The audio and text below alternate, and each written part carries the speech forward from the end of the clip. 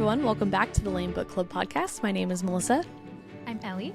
And we're here with our last week of our TANDEM fandom series. Bittersweet. So bittersweet. Hey, Jinx. Except we didn't say it quite at the same time. Still works. Our mics might have synced up at the same time, though. So who knows? You never know. Well, it still works. Pinch poke, you owe me a Coke. I've never heard that, and I don't like it. Really? Mm-mm. What did you hear? Jinx, you owe me a soda. That's it? That's it. No rhyme. No nothing. Oh. Just straight to the point. I like rhyming better. So pinch poke, you owe me a Coke it is. Anyways, I'm excited to jump into Kingdom of Ash, but I'm sad to then be done with SJM's books. We haven't technically done a book club series or episodes on the Crescent City series. I guess never say never, but truthfully, guys, I don't think we will. Well, I didn't love it. Depends on what you all vote for. I guess that's true. If you want it, we'll do it. But if you want it, I think on my own accord, I wouldn't take that one on. Should have said it before. I'm going to keep singing to acknowledge eyes and ears me. Here. No, I'm singing to acknowledge me. I'm acknowledging that you need to stop it. Okay. I agree. Oh On my own accord, I probably wouldn't choose to do it. If you guys choose for us to do it, happily. But if I have all ultimate power, as Daniel says, Daniel said on our Mass Island episode. I was like, who's Daniel? Yeah, Daniel. He didn't. What did he say? Was it ultimate power? He said something about having all power. Then I would probably not do it myself. But I didn't hate it that much. I just really didn't like the last book. House of Blood and Earth and Blood. Sky and Breath Earth and Blood. Was my favorite in that series. House of Earth and Blood is maybe one of my favorite SJM books of all time. It's like up in the top 5 for me. So I love it. I would talk about it all day, but it is a lot of world building, which I don't know if that makes great content. So up to you. But we do have a couple other options, but we'll get into that later. Yes. Welcome to the pod. Like and subscribe, leave a comment, and follow us on Instagram. We're at L.A.M.E Book Club Pod, and leave us a review on Apple Podcasts. All of the things. Yep. Nice. And if you haven't already and you've read all of Sarah's books, all 15, 16, whatever of them, listen to our it's already starting, Ellie. Hot Goss with Unpopular Sauce episode from Monday. We talk all about plot holes. Part 2. We do have one episode where we kind of talk about it, but that one could be chalked up to, Ellie says it well, could be chalked up to, what did you say? Creative difference in direction, like down the road. Whereas all of the ones we talk about this episode are quite literally just mistakes and or like the first failed. one's just if she wrote about it and we were like, oh, why'd you write it like that? But she redirected. That's the word. She redirected, but then she smoothed out the plots, and so we kind of accepted this is just straight up plot holes.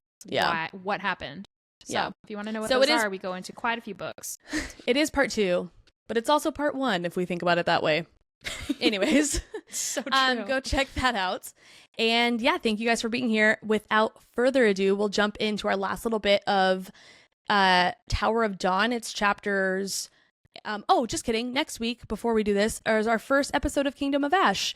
It is going to be the 2 prologues and then also chapters 1 through 20. We will have, by the time this episode airs, we will have something on our Instagram, a little reading guide to talk about the chapters each week and the dates that the episodes will release. So be sure to check that out on Instagram if you haven't, or already at this point, now that you're listening to it. But like I said, this week is our last Tower of Dawn, or just a little bit of Tower of Dawn. Is chapters 58 through 68, and then plus Fireheart, the epilogue. So without further ado, Ellie, are you ready? Yes. Also, I think we should note that this episode is going to be super short. Oh, nice. Super short episode. Should we have to make this explicit now because I just said super short? No, stop saying it. I'm Fred. This is going to be a short episode as far as the book review goes and the book content, but then we are going to dive into our vision for the L.A.M.E Book Club podcast moving forward, and you get to hear all about that. So stay tuned. Yes. Big, fun, exciting announcements, so you don't want to miss it. All right, now, are you ready? I'm ready. Okay, excellent. So we pick up on chapter 58. Kale told Irene about Selena's past and her being Aelin. Do you remember that? Like, I remember Yes. that scene being like, ugh, I remember yes! being mad. No, because Oh. I didn't want Kale to be the one to tell Irene. I wanted Aelin to be the one to like show agree. herself, and Irene being like, "Oh my, you're the," and I wanted I did that too. moment, not crusty old Kale being like, "Guess Crusty what? old Kale. I That's know like- whose handwriting that is. Oh my! I know. Okay, It's actually literally tomorrow. That's that kid." No, it's not that kid. It's my kid. My kid. I Oh. can't tell her if like. I guess this is just like on the front of my mind. At the time of this recording, tomorrow morning, we have a birthday party for a friend of hers. I literally cannot tell her what we got her friend. Otherwise, she will, and it's so funny. I love it, but I could see how it's annoying to everyone else.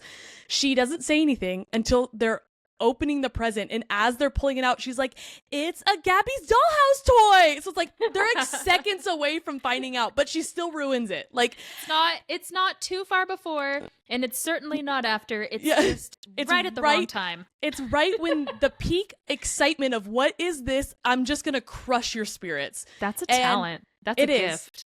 And I think it's hilarious. But I feel so embarrassed when she does it in public because it is an art to know where your emotions are the highest. It really crushed. is. It is. It's because that's when her emotions are at the highest, and she's like, I just can't contain it anymore. That's my girl. I love it. That's what Kale did here because if I don't love him though. They're about to leave. Like the book is almost over. Granted, you don't know what is going to happen next. However, we know that there's yay many pages. That yay many. I don't think that's yay many. Okay. Commit. Yay many pages left in the book. So we know that like it's coming to an end. Odds are she's gonna have to meet up with them eventually soon. Mm-hmm. And maybe just let Aelin give this. Irene's been waiting for years for this. Aelin hasn't seen Irene in years. I'm sorry. Who cares? Okay, this is not a little mean, but who cares about Irene? Who cares about Kale? I've been reading this book for what? How many pages was this book? Like 500 pages? More. One thing I asked for, one thing I want. And in the very last few chapters, Kale ruins it. Again, similar to your child. They just know exactly when we're just like most excited to crush it. Yep. I remember it bothering me the first time around. It didn't bother me as much the second time around, but I think that's because I knew he did it. But I do remember being annoyed because I was like, freaking again, are you kidding me? You can't let them have one thing. But it is what it is. Anyways, I was just glad to know. I did like Irene's reaction to like knowing that the girl who helped her and gave her the confidence to then find her calling is the same one that she's been this whole time wanting to go and help, but not knowing that it's her. Like it's the same cause. So much more like passion in your heart to serve someone who you know has from the beginning been an honorable person. Yes, exactly. Like someone who you know it truly is like truly good. Yeah, when they had nothing, they were still good. Exactly. Love it. Ugh, love it. Irene also has figured out that the Vlag act like parasites, and she now believes that she can successfully treat people who have been infected by them. Hussar tells Kale that Maeve's armada found Aelin and her armies, and that they fought. She tells him that they believe Aelin won, since Aelin was seen moving north with her armies. However, they don't know what we know, and they don't know that that's actually Lysandra disguised as Aelin. Heartbreak. They now know Aelin has a small army of silent assassins, as well as Galen Ash River's forces too. Hussar reveals Aelin sent her a letter weeks ago asking for help and promising a better world. And I love that because to me, it gave that same feeling of right when the silent assassins and Galen's army show up and we're like, my girl, she was working behind the scenes, working overtime. Working 9 to 5. Getting all this together, and we know now that like it was literally everyone. She's calling in all the help, like everyone, even people she doesn't have favors with. She's just asking. I have to believe that Sarah took a note or took a page out of the Marvel Avengers movies because that last Endgame scene where all the friends and everybody they've ever worked with and known and brushed shoulders with all come together to fight. Just gives that moment. When did that movie come out, though? I think this book was published in 2016. All right, you're gonna make me look. I am gonna make you look because I am curious. Endgame. I feel like it might have come out before. 2016? No, 2019. Never mind. So they took a page out of her book then. Because that be something. This book was either published in 2016 or 2018. I can't remember, but either way, it was before Marvel's.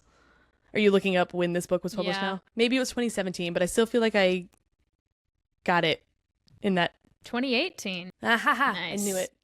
I had a 33% chance of getting it right, and I did. There you go. All right. Okay. Hussar, I already read that part. Irene and Kale go to speak to Hafiza, but she's missing. Dun, dun, dun. And she left behind her key, the thing that Irene knows she would never leave anywhere. So they immediately are like, something is wrong. They head to the tunnels in the library. Pause. I loved Hafiza. Me too. To me, she felt like the mother that Irene needed to have. You know who she felt like to me? And maybe this is just because Sarah has ruined me with analogies or comparisons. She gave Grandmother Willow vibes to me from Pocahontas, but that's it might just be because that's how I pictured Alice because of how she was described. Oh yeah, that too. I wasn't allowed to watch Pocahontas growing up. I'm very unfamiliar with the movie. I know. You're missing out on a lot of music that you need to familiarize yourself with. No, I know all the music. I just don't know when it happens in the movie because I haven't really gone back. Just around the river bend. That's a banger. That really is. Like, it is. I break out into that song more often than also, I thought I would. Colors of the Wind. And there's you paint with all the colors. No, the one you just sang. Those two are my absolute favorites. Yeah. Anyways. Sorry, I didn't mean to just have a concert on here. I can't help myself. Hafiza's so cute, though. I just Hafiza love is so cute. I know. So they head to the tunnels in the library to try and find her. They find a corridor with 4 doors, and one of them is open. That is corn dog. I was like, uh-oh, you're going to mess up. And my eyes deceived me. I'm going to be so honest with you guys. This story would have been significantly better if they had found a corn dog instead of this corridor. That, in my humble opinion, I would have preferred that ending. And they found a corn dog, and their tummies were full. The end. Like, I would have been like, excellent. No, they found a corridor with 4 doors, and one of them is open, so they go through it. They find a chamber filled with gold and sarcophagi in it. Then they find Hafiza in there with none other than Duva. I don't know about you. I remember being like... Plot twist. No, not plot... I guess plot twist, but I was like... I reread it a couple times. I'm like, did my pseudo dyslexia kick in? Did I read something wrong? Like, Duva? Why is Duva here? Mm-hmm. And that's right. You're supposed to feel like that. Because we find out also, snip snap, Duva is possessed by a Vlag and then threatens to kill Hafiza. That was crazy. Did not see that coming. So sad. I know. Ugh. So we learned that Parrington had sent a wordstone ring as a wedding present. So when Duva put it on, then she became possessed by the Vlag. And that sneaky, sneaky man, I was so irritated. I know we know at this point that Erewhon is Parrington, but I still separate them in my head. And even though Erewhon was the one making all these decisions, I still picture crusty old King Candy Parrington. And King Candy. Was that good? Wow, that was so good. What the heck? Where have you been hiding that? Do more. This was the first time I ever tried it. I thought, why not try on the internet more. Right here, right now? Say Vanellope. I don't know. Nah, it was good. Just the King Candy was good. Well, that was good though. And here we are. You saw the rise and the fall of Ellie all in within 10 seconds. Anyways, yeah, I still picture him. And so I just got so irritated with the human who had no control in this. But it is what it is, and I can't change that. Tumalin suspected her, so the Vlag made Duva push her from the balcony. My heart broke. Not only because Cashin was Cashin. There it is. She's living and she's learning.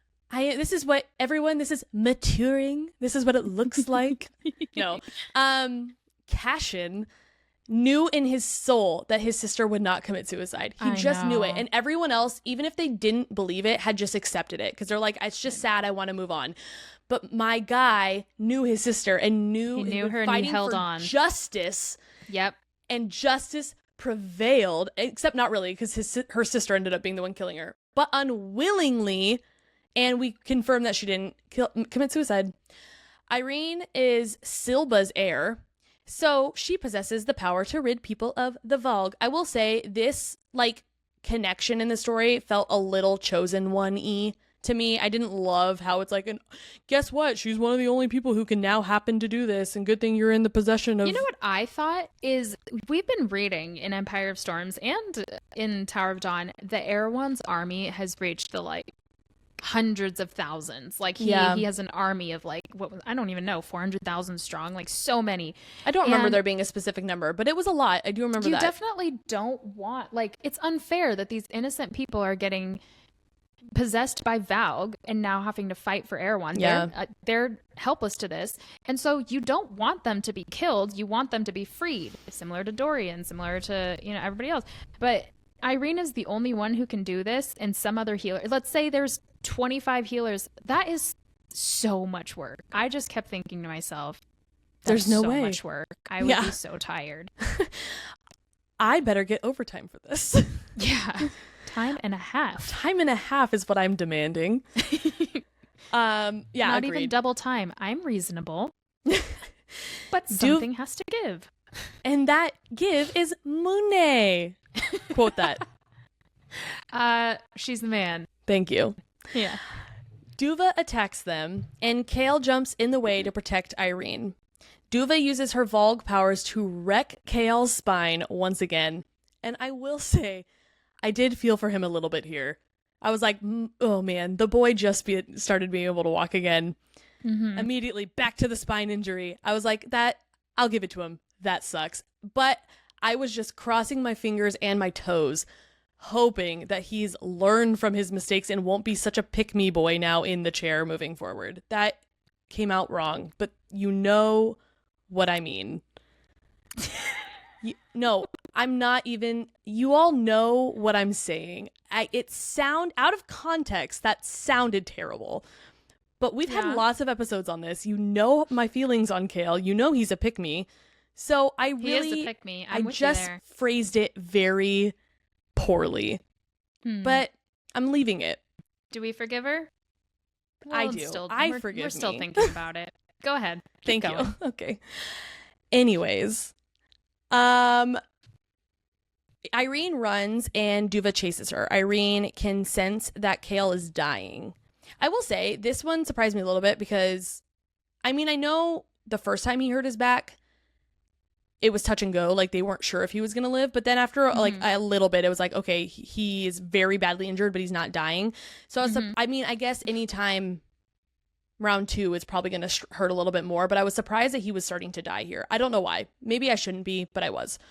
Not a part of me, though, held my breath for Kale. Not in that, like, oh, I don't like him, so I don't care. We wouldn't be so lucky to have him die. Exactly. Like, if he wasn't going to die at the end of the last book, where he really had every reason to be dead, then he certainly isn't going to die when he's finally found a love interest who has a lot more potential in this book and just spent the entire book overcoming everything. Yeah. No shot he's dying now. I know. So I didn't blink an eye. My eyes were wide open. I was surprised, but I didn't think it was going to happen. But I was surprised that it was even... I guess she added it in there to make us think maybe he's going to die. I think I was surprised that it was added in there because I was like, there's no shot he's going to die. Why are we talking about him dying? Yeah. Anyways. But Nesryn and Sartak then appear because, remember, they got Kale's letter in our last episode. Which also, to me, again, I mean, I know this isn't like a plot hole, and I do like this book. I promise I like this book. I just have a lot of issues with little things, and this is one of them. How in the frick... It took Kale and Irene, like, happening upon this. How in the world did Sartak and Nesryn know where to look for them? Or, like find them?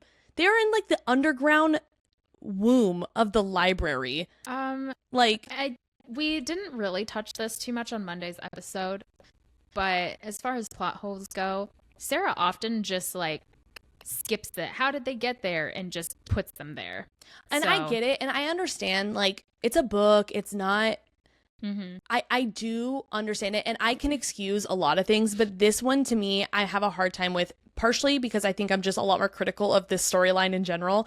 And also because there's only so much my brain will allow myself to fill in the gaps for, like, yeah, sure, whatever. I can roll with it.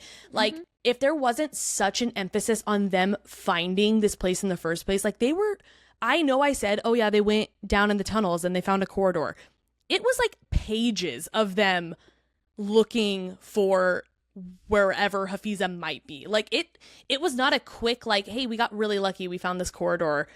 It makes sense how Sartek and Nezrin might have heard something when they're walking by. Like, they were in the depth, the bowels, if you will, of this. Ew. I know, but that's what it was. Like, yeah, I agree with you. I think just chalk it up to, well, I don't like Sarah. it. Don't like it. Know. I don't either. I'm with you. Irene hears a voice saying Kale can be saved, but she must pay a price, so she agrees. Kale is then healed, and even the scar on his face that Aelin gave him in Crowd of Midnight is healed. I did like the symbolism of that, though, I will say. Yes. The cost Irene paid is that her and Kale now share a life bond. Kale can use his legs and walk when her magic is at its fullest, but when she is weak, he will need his chair. The life bond also means that if one of them dies, the other will die too.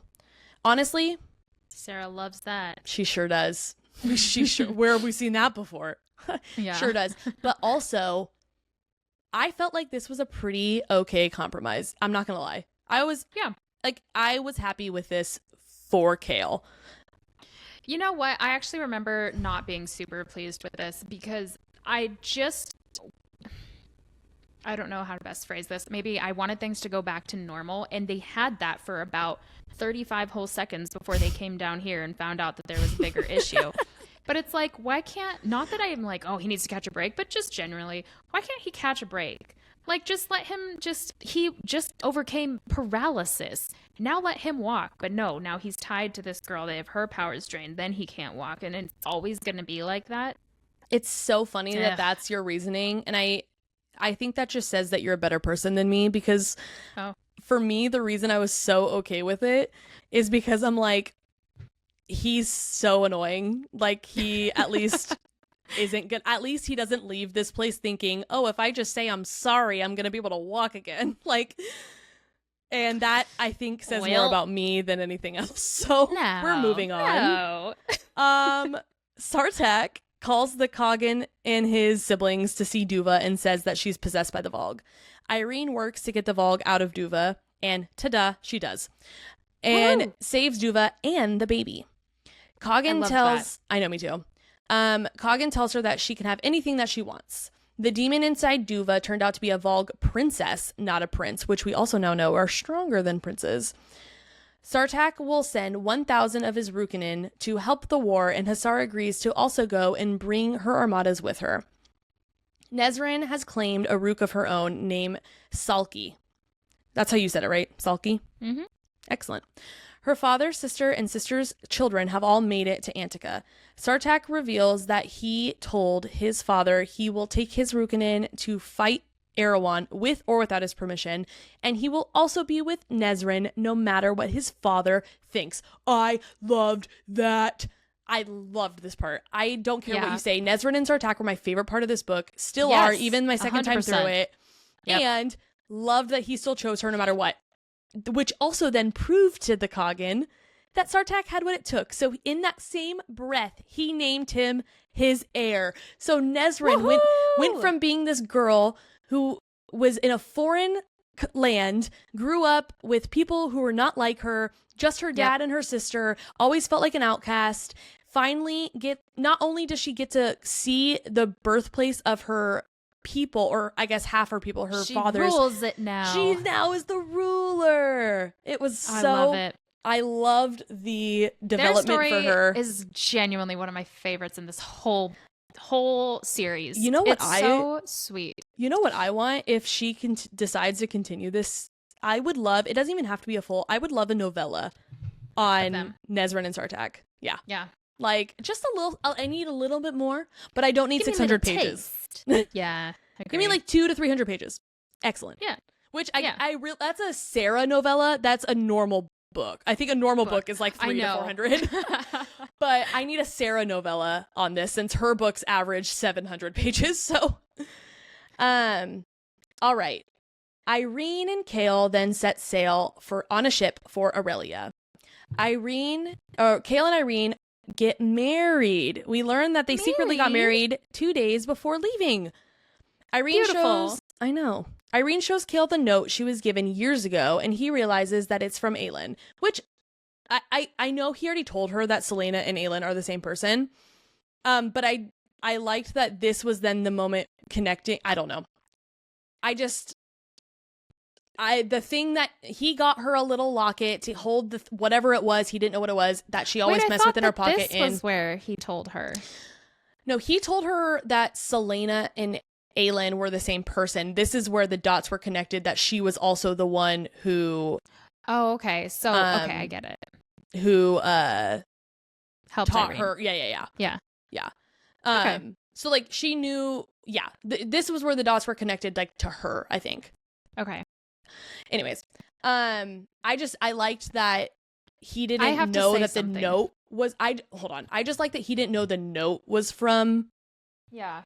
L.A.M E, and that he, prior to this, had gotten her a little locket for her to keep whatever it was that she messed with in her pocket in that, and that ended up being the note for. Anyways, I'm talking in circles now, but that's what I liked.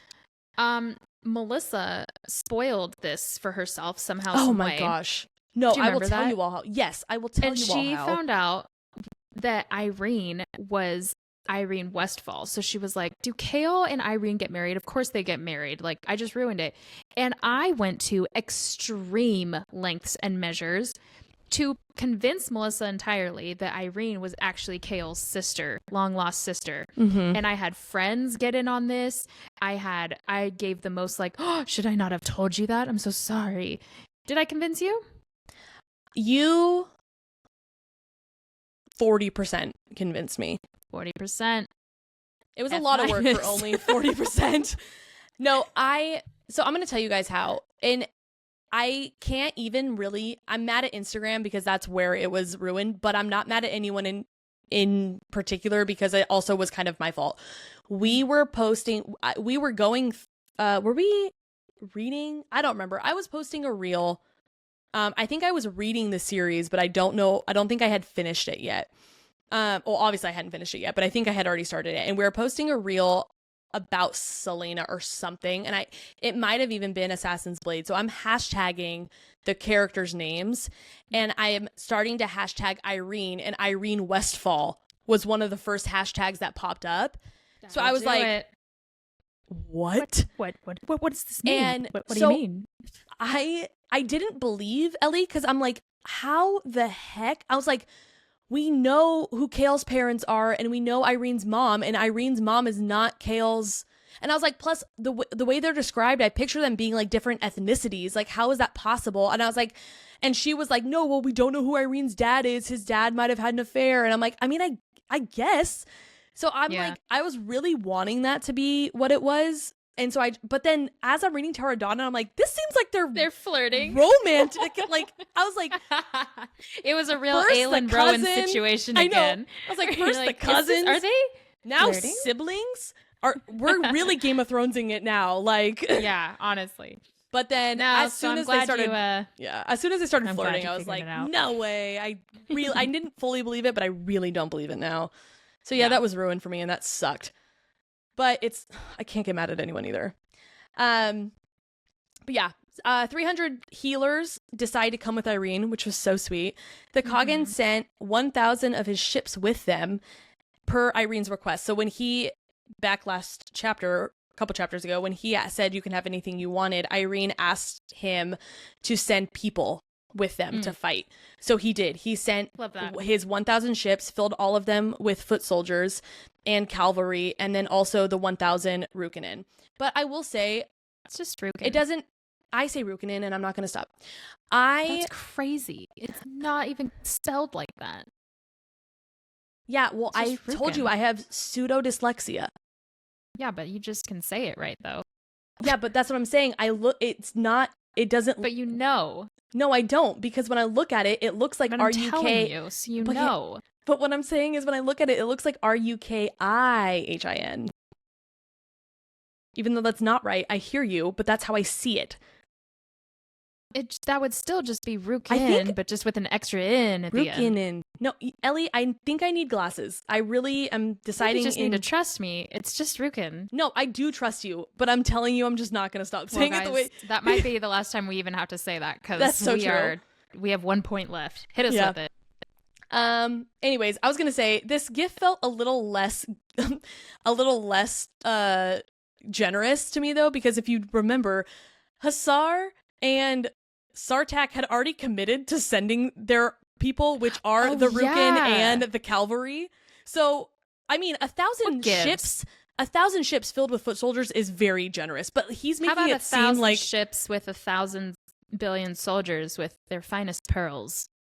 So that really, would be a gift to me. All we are adding here is the pearls. He sent. I'd like the pearls. I'd like the pearls, please. Anyways, it just doesn't seem like if you really think about it, it's not as grand as a gift as Sarah would make it seem. Yeah. And that leads us to Fireheart, which is really short and so sad. Honestly, also a little bit confusing because it's like a weird, is it a dream? Is it not a dream? But all we need to know is that Aelin is inside the iron box wearing the iron mask that Maeve had placed her in. And Cairn is on his way to come and torture her. Hate it. Yeah. Hate it. Oh my gosh. But okay, Kingdom of Ash is going to kill me. Kingdom of Ash is going to be a rough one.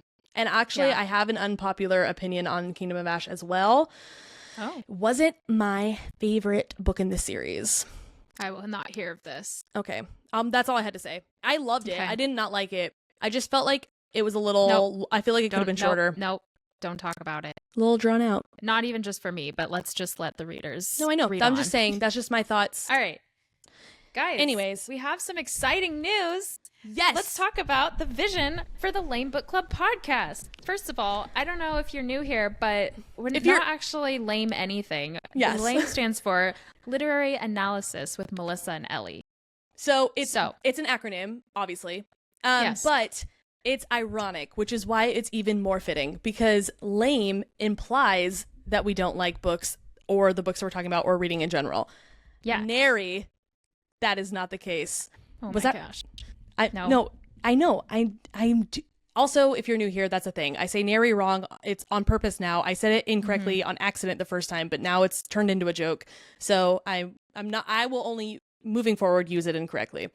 Anyways, it's ironic because we do love books. We love reading so much. We love talking about books, and we like irony. So it was a win-win-win-win. And this all started with us being like, Ellie is the one who got me reading ACOTAR, which was my first jump into fantasy, romantasy reading in general. And I personally only knew of Ellie and I think I knew one other person the other person was reading the books at the same time as me, and Ellie had already read them. But I didn't really know anyone else that had read these books. And I've said this on other episodes, but it quite literally changed me on a molecular level. I viewed the world differently, quite literally. After reading these books, my eyes were opened, and I was like, I can't be the only one feeling this way. I was like, I just need to talk about it. I need to talk about it. I'm sure other people need to talk about it. So Ellie and I were like, and my husband actually owns a podcasting studio. So we were like, you know what? Let's just try it. Let's do it. We live in different states now. We've been best friends since I was in 8th grade. Ellie was in 9th grade.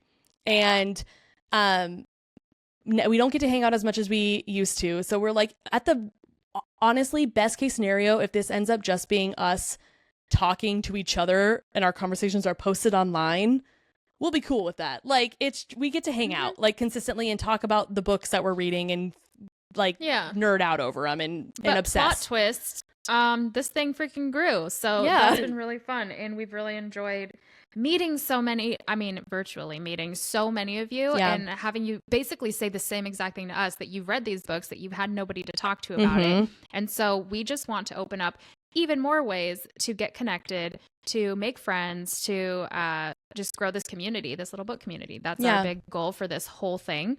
And so we're going to have a few new ways to do that. Yes. So number one, go ahead. Guys, you can say I'm it. just going to be so candid. I don't know if we want to, I didn't run this by Melissa, but oh gosh, we do all of this on top of full-time jobs. Oh so yes. It is 100% it's a lot hobby. Of work. Yeah. And so just to keep it a little bit more sustainable for us, we are going to start a Patreon. I know what you're thinking, but it's going to be great. Okay, everyone, it's going to be great. I know what you're thinking. I know what you're thinking, but stop it. Calm down. It's good. Yeah. We're still going to come out with content weekly. That's not going to be on the Patreon. That's going to be our Hot Goss episodes. But yes. We are putting our book club episodes on the Patreon. So if you want to be a true L.A.M.E at heart, come hang with us there. We are going to come out with episodes every other week moving forward, because it's been a little heavy for our schedule, but we obviously still want to do it. So we'll have 2 book club episodes every month. Yeah. Yep. And let's go back to the Patreon. We are going to have 2 tiers. Yep. First tier, $5 flat a month. Second tier, $10. The names are going to be like and love, similar to L.A.M.E. They're going to be an acronym. So like is literature's kind of exciting. Yep. Love, it's like, only very exciting. Those are such dumb names, but I love them so much. They really encompass all that we are. And I LOVE the names, truthfully. I love it. They're weird and acronyms and funny. And I know. It works. It's who we are, and we hope it's who you are. And I know. But yeah, so 2 tiers. There's going to be, Ellie, do you want to talk about like the slight differences between the 2? I do.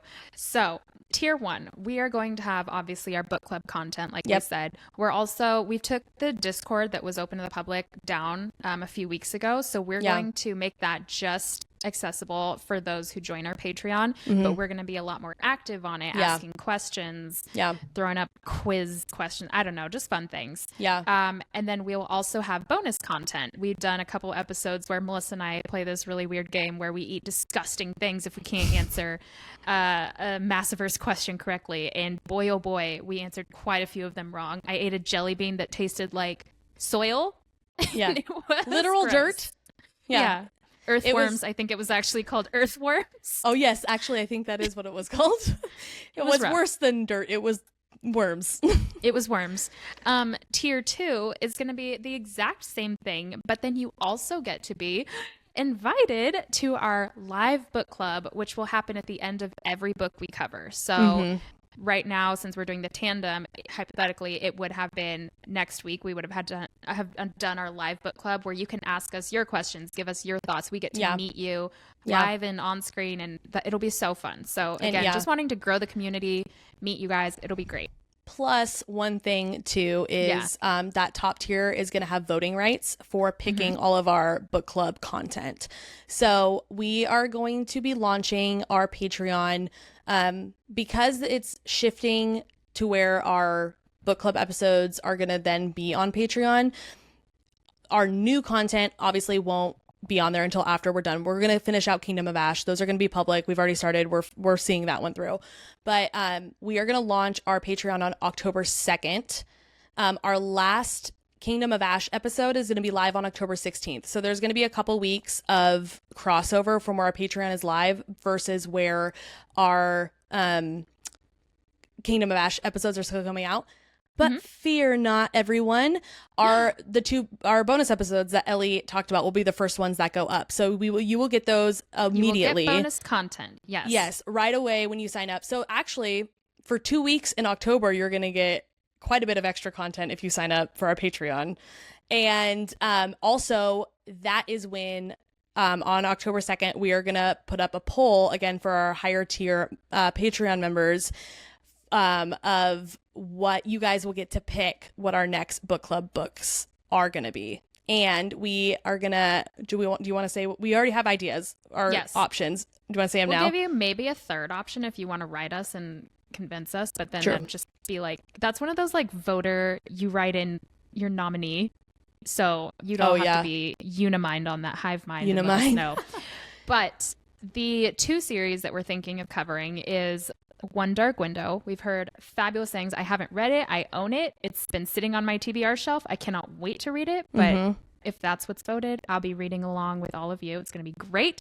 Or Caraval, which is romantasy like you've never seen it. The plot is chef's kiss. It's so amazing, original. I love it. Stephanie Garber's incredible. And if we do Caraval, or Caraval, then that also we'll do the Once Upon a Broken Heart afterwards as well. Good point. Because we didn't want to do that without doing Caraval first. So it's actually that one, I guess, if you vote for it, it's kind of like a twofer. You're voting for, because we would do Once Upon a Broken Heart immediately after. So those are your options. Obviously, we can't vote right now, and we will be talking more about our Patreon in the future as it gets a little bit closer. But mark your calendars, everyone. October 2nd. Is when we will be launching our Patreon with bonus content. And also, we are going to come out with merch. Yeah. We have less to say about that, because when I say, we've talked about this before, by saying we are going to launch merch, what that means is Ellie and I have communicated and agreed that at some point we will start it. We are still in the process of you're being so humble. I did design stickers. I've sent them to Melissa. She loves them. I'm thinking they're approved. We're going to get some stickers going. I love the totes that we've sampled. Those have been so cute. We'll probably add totes. I don't know about shirts. Honestly, let us know what you guys want to see and we'll make it happen. But so far, stickers and totes. I think we're going to sign off on those. For sure. But what I was meaning is we haven't even talked to manufacturers or anything yet. It's not like, it's in the works. We just don't have them physically here yet. It's going to take a second, but we are going to do it. Like Ellie said, we have designs all set up and ready to go. And we are just in the process of picking companies and whatever to work with. So that is also coming soon. And I'm going to say this too. We haven't decided specifically what yet. We will announce this before it's a thing, so I promise. But the first 50 people that sign up for our top tier Patreon will get a little goodie as well as a thank you. So one of our merch options that we end up getting, because that will also be decided by then, you will get one of those sent to you for being one of the first 50 people to sign up for our top tier, our love tier Patreon category. Yeah. All right, and here's the last bit of news, and I'm so excited. As you all know, Halloween is pivotal for me. It is a pillar in my life, I'd say, and I love it. And so I am nothing if not for the dramatics.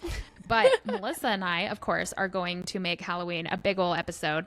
And this year, we have decided we want to open it up to you guys to write in scary stories. Now, I'm not saying write a scary story that's happened to you necessarily, but you can make this as fantasy, as fiction, as romantasy as you want. I'm going to say cap it at 1,000 words, but we are going to read your submissions. Whoever joins our Patreon will get priority. So we'll go through those first, see what we like, and then general audience, see what comes in. We'll read those on the podcast on our Halloween episode where we are dressing up. I hope we're painting our faces. I don't know. Melissa was orange last year. Yeah, if you don't, I don't want to say it's a tradition because we've only been in existence for one Halloween, but we did decide that we were going to do this. It's tradition. It is. Moving forward, this is what we're going to do. We last minute, actually, last year decided to dress up for the episode, but we didn't tell the other person what we were dressing up as. Yeah. So you guys saw, we had our eyes closed and whatever, you guys saw in real time our reactions to one another. I don't think Ellie was expecting me to go as hard as I did. I expect it. Dressed up as the Lorax, but bald cap, every part of me was orange. Like a crusty man. I was did. Orange. I accidentally it was my favorite look you've ever done. I accidentally bought a Steve Harvey mustache instead of the yellow. It was blonde. It just wasn't as yellow as the Lorax, so it wasn't terribly obvious that. I will say, you guys, maybe I didn't say this on the podcast. I had to have though, but Melissa didn't read the paint and got oil-based paint. And literally was FaceTiming me like I can't get it off. I was in the shower. Just orange. Yeah. I was dying. And then she had to be on stage at church the next day. You guys. Tinted orange. I know you're all like, what? Let me quell any concern. I was able to get most of it off before the next morning, but I also managed. All is the key. Not all. There was a little bit of orange still on my neck, but good news is with the lighting, I just looked jaundice. It didn't look. It looked a little liver failure. All good, but no one would suspect Lorax. I love it. No, but I also scrubbed off about 5 layers of my skin doing that. So yeah, again, I told you it was last minute. We decided to do this. So I just got I didn't think about paints being wrong, and I just got whatever could be delivered the next day on Amazon or what. I don't know. So we've learned. I've been writing down for months different costume ideas for this year. Really? I haven't even thought yet. I have to think now. No, I have a list on my phone. Let me get this out. So, guys, if you submit your scary story, if we pick yours and it's fabulous, we'll send you a little goodie for being the chosen. But if you are the winner of all of the stories we read, we'll send you a little goodie bag. A giveaway. Something. A giveaway. I know what Ellie just said is we'll give you a goodie if you're picked, and then if you're the winner, we'll give you a goodie. It's going to be a better goodie. A better goodie than the original goodies. I hear how it sounded. I can see the confusion on all your faces while you're driving. I promise it's not what she said, it's what she meant. She meant first place winner prize, not the same thing as everyone else. Way to go for being better. All right, guys. That is all we have for now. We will announce when the submission, I don't know, the date. We're going to start. The doc thing is open. Yeah, we'll announce the date we're going to do that. Yeah. Probably mid-September is when it's going to be released. So coming up here soon. But like Ellie said, we'll definitely make sure you guys know where you can find it, when exactly it's going to be live, and when submissions will be started and everything. And we will communicate with everyone as well as far as winners, and we appreciate anyone who's even considering taking the time to do that, though, so thank you so much. They're all going to be great. It'll just be which ones make for the best content, which ones will be the best for the pod. So if you want to write one, I want to be scared, I want to fall in love, I want to cry a little, and I no want to pressure laugh. All within 1,000 words, so no pressure. But our next SJM might be discovered through this very contest. You never know. Oh, love that. All right, everyone, that's cool. All we have this week. So let us know your thoughts. Subscribe, leave us a review on Apple Podcasts. Join our Patreon once it's live. Oh my gosh, I know. So exciting. Thank you guys. Have a great rest of your week.